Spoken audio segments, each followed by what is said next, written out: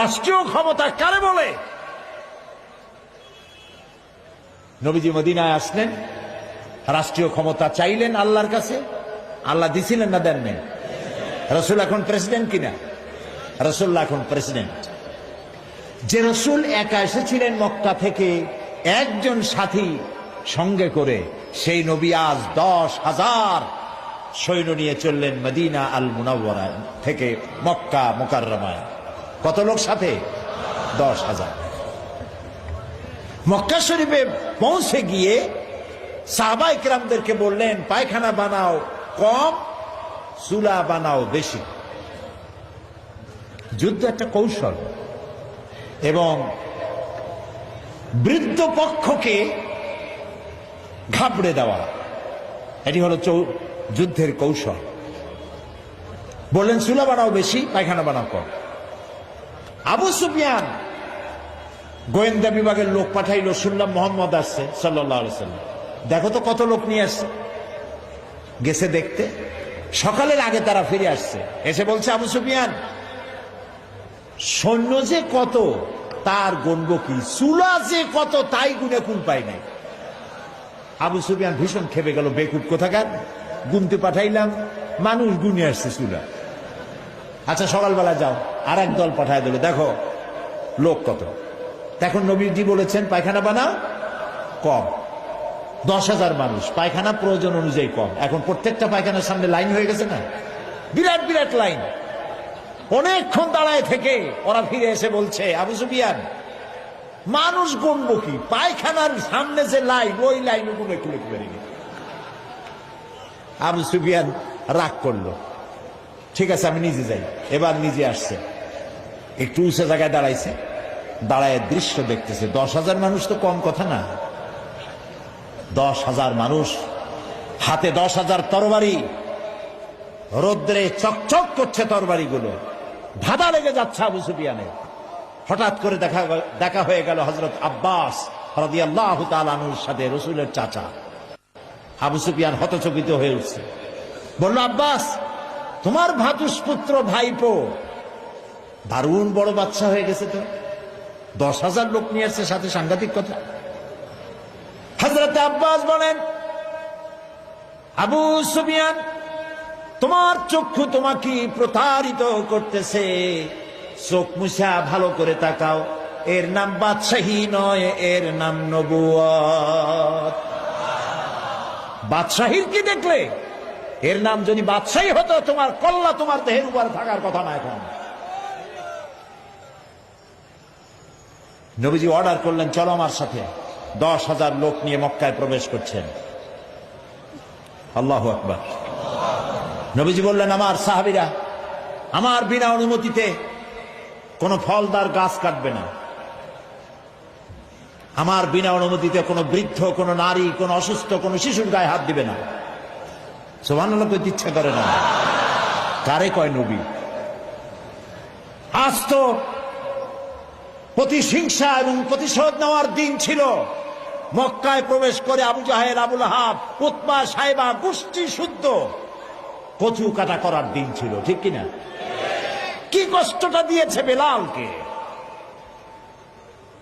বেলালের পায়ের সাথে রশি দিয়া উটের সাথে বাঁধছে, উট দৌড়াইতেছে, বেলাল বান্দা রশিতে,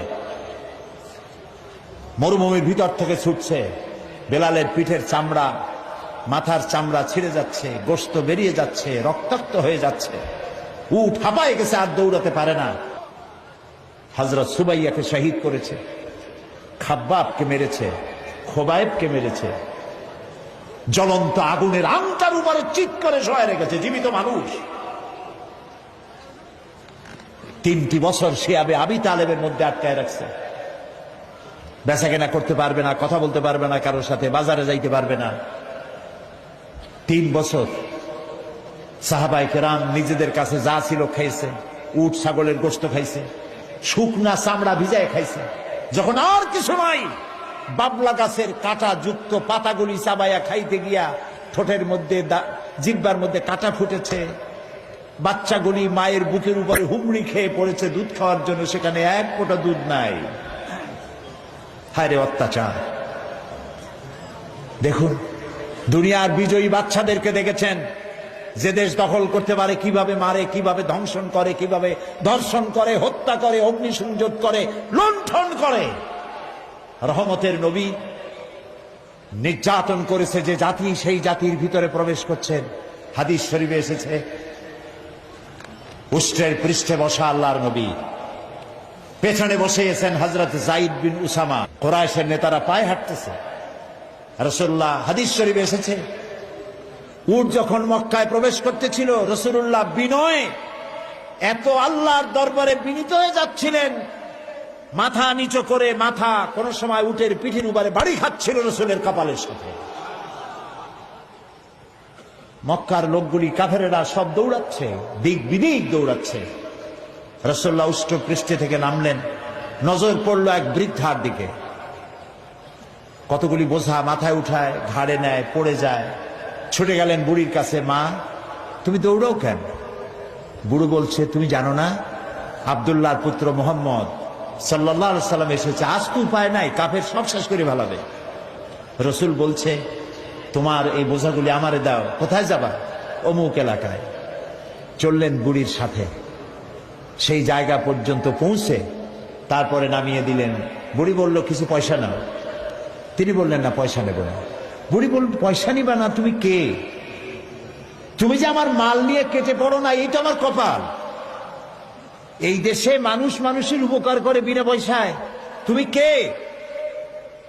নবীজি বললেন, বুড়িমা, যার ভয়তে হারাম শরীফ থেকে এত দূরে তুমি এসেছো, আমি সেই মক্কার আব্দুল্লাহর পুত্র মুহাম্মাদুর রাসূলুল্লাহ সাল্লাল্লাহু আলাইহি ওয়াসাল্লাম। বুড়ি বলে, আরে তোমার বিরুদ্ধে কাফের বেঈমানেরা, নেতারা এমন বাজে কথা বলেছে, কত বাজে কথা তোমার সম্পর্কে বলেছে। তুমি যে এত মহান, এত মহৎ, এত উদার, তা তো বুঝতে পারি নাই।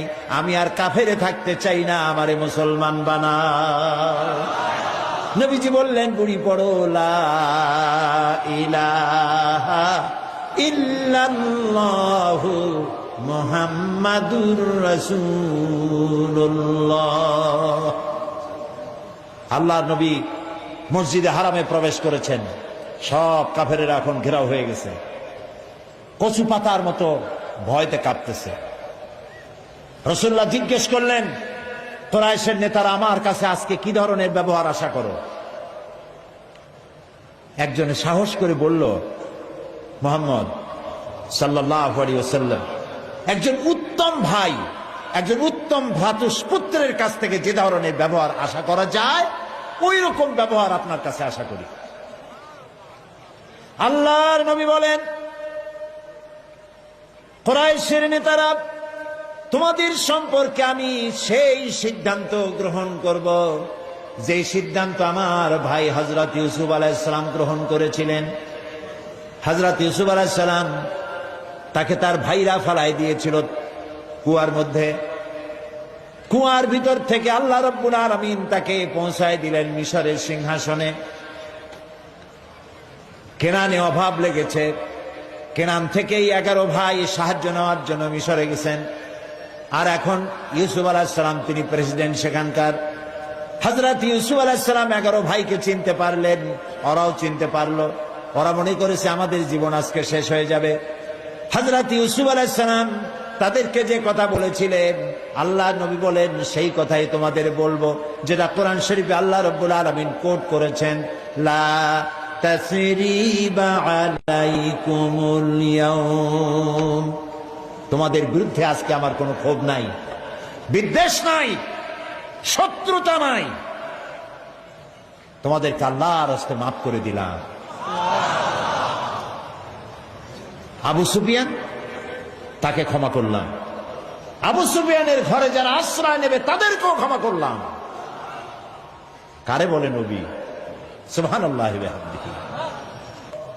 আয় আল্লাহ, সত্যের সাথে আমাকে প্রবেশ করাও, সত্যের সাথে আমাকে বের করো।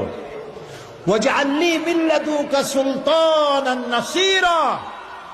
আর তোমার পক্ষ থেকে আমাকে সুলতান নাসির দান করো। দোয়াটা কে শিখালেন? বুঝতে পারতেছেন কথা? কে শিখালেন দোয়া? দুনিয়ার সব মুফাসসিরিনে কেরাম একই অর্থ করেছেন এই সুলতানে নাসিরের। সুলতানে নাসির শব্দের অর্থ হলো, আয় আল্লাহ তুমি আমাকে রাষ্ট্রীয় ক্ষমতা দাও। সুবহানাল্লাহ বলেন। দোয়াটা কে শিখালেন? আল্লাহ। আমাকে কি দাও? রাষ্ট্রীয় ক্ষমতা দাও। কারণ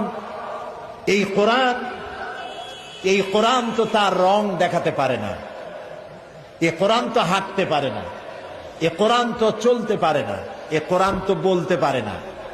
এই জন্য এ কোরআনের একটা রং আছে।